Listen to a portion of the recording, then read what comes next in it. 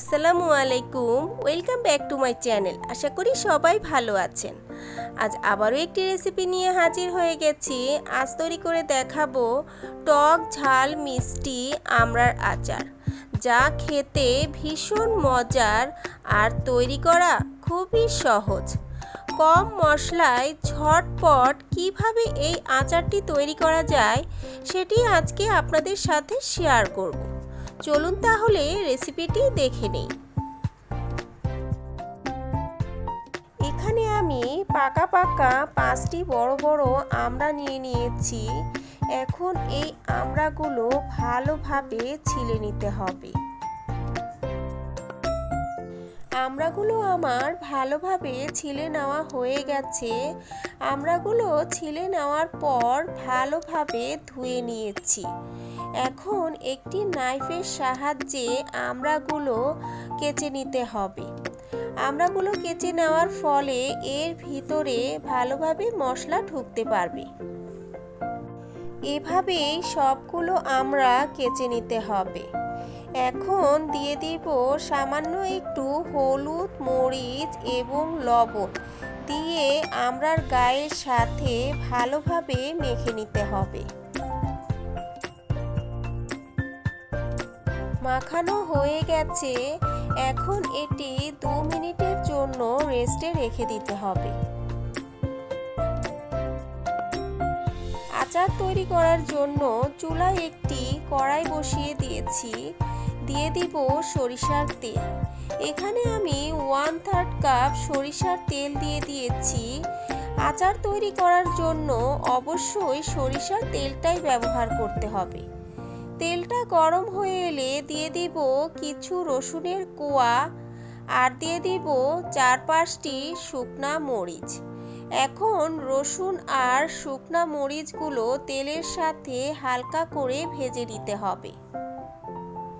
ভাজা হয়ে গেলে এ পর্যায়ে দিয়ে দিব মেখে রাখা আমড়াগুলো দিয়ে তেলের সাথে প্রায় 2 মিনিটের মতো নাড়াচাড়া করে ভেজে নিতে হবে। এখন বাকি সব উপকরণগুলো দিয়ে দিচ্ছি চিনি। এখানে আমি 1/2 কাপ চিনি দিয়ে দিয়েছি। দিয়ে দিব 1 টেবিল চামচ 5 ফোড়ন গুঁড়ো, স্বাদ মতো লবণ, 1 চা চামচ চিলি ফ্লেক্স দিয়ে ভালোভাবে নাড়াচাড়া করে আমড়ার সাথে মিশিয়ে নিতে হবে। এখানে ঝাল এবং মিষ্টিটা যার যার পছন্দ মতো কম বেশি করে নিতে পারেন।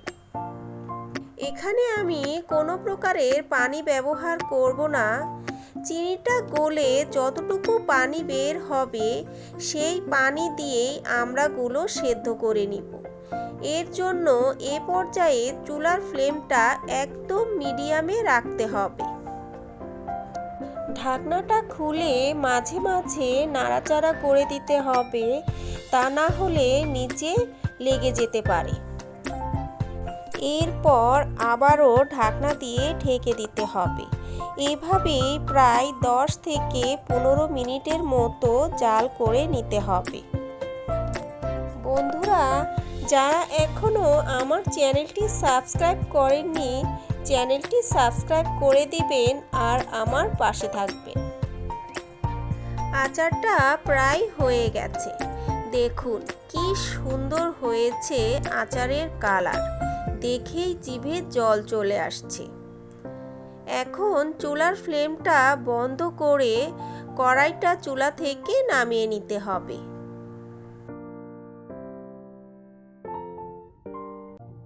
তৈরি হয়ে গেল খুব সহজেই মজাদার আমড়ার আচার। এটি আপনি বয়ামে ভরে প্রায় 1 মাসের মতো সংরক্ষণ করে খেতে পারবেন।